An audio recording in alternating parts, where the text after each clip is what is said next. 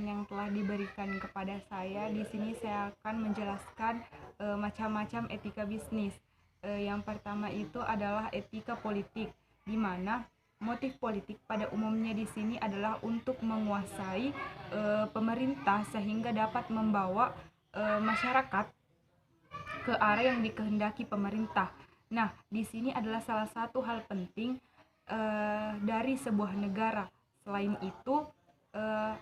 Selain itu, wilayah pendudukan dan kedaulatan, tujuan wilayah dan pendudukan dan kedaulatan tersebut. Adapun tujuan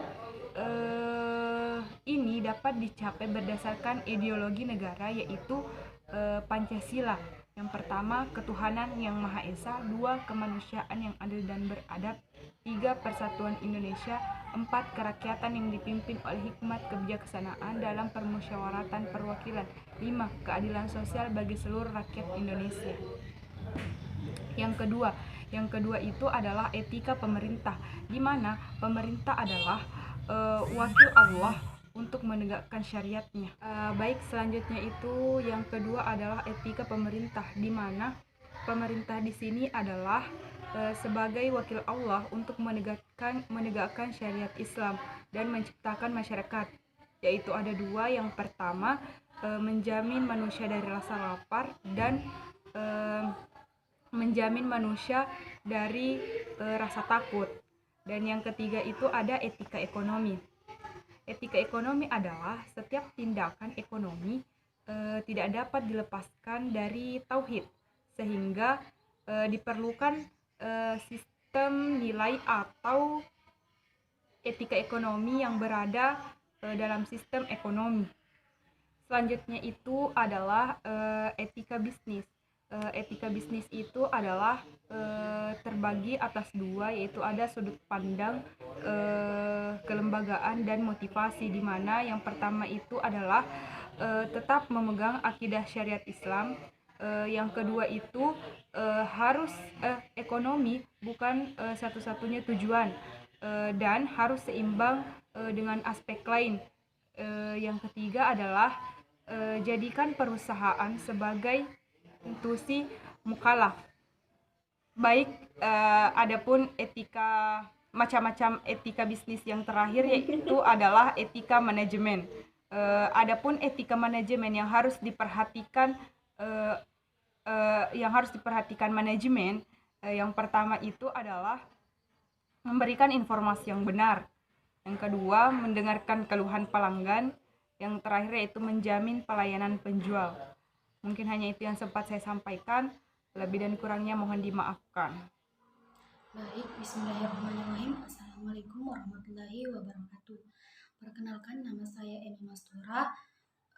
Saya akan melanjutkan pemaparan materi dari teman saya tadi. Adapun materi yang saya bawakan di sini yaitu materi mengenai prinsip-prinsip etika bisnis Islam itu sendiri. Untuk mengefisienkan waktu, langsung saja kita ke materi. Baik, adapun beberapa prinsip etika bisnis dalam Islam itu sendiri. Yang pertama yaitu prinsip kesatuan, di mana dalam hal ini adalah kesatuan bagaimana terefleksikan dalam konsep tauhid yang memadukan keseluruhan aspek-aspek kehidupan, baik itu dalam bidang ekonomi, politik maupun sosial, yang menjadi keseluruhan yang homogen, serta mementingkan konsep konsistensi dan juga keteraturan yang menyeluruh. Nah, dari konsep itu, maka Islam menawarkan keterpaduan agama, ekonomi, sosial, politik demi membentuk suatu kesatuan, di mana atas dasar pandangan ini pula maka etika bisnis menjadi suatu keterpaduan. Nah, vertikal maupun horizontal membuat suatu persamaan yang sangat penting di dalam sistem ekonomi Islam itu sendiri.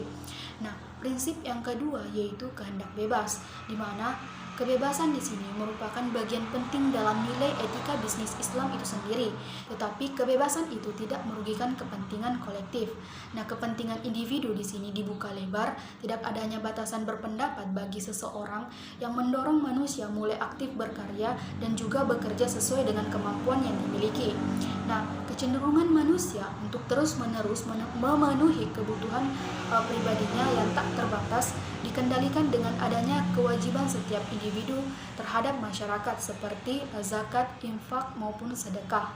Nah, prinsip yang ketiga yaitu prinsip tanggung jawab, di mana kebebasan tanpa batas adalah suatu hal yang mustahil untuk dilakukan oleh manusia, karena tidak menuntun adanya pertanggungjawaban dan juga akuntabilitas untuk memenuhi tuntutan keadilan dan juga kesatuan.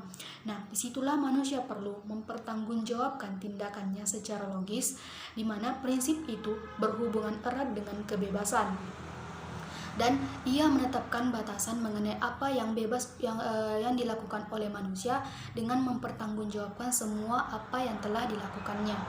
Baik, itulah pemaparan materi dari saya dan teman saya. Apabila ada salah kata, mohon dimaafkan. Wassalamualaikum warahmatullahi wabarakatuh.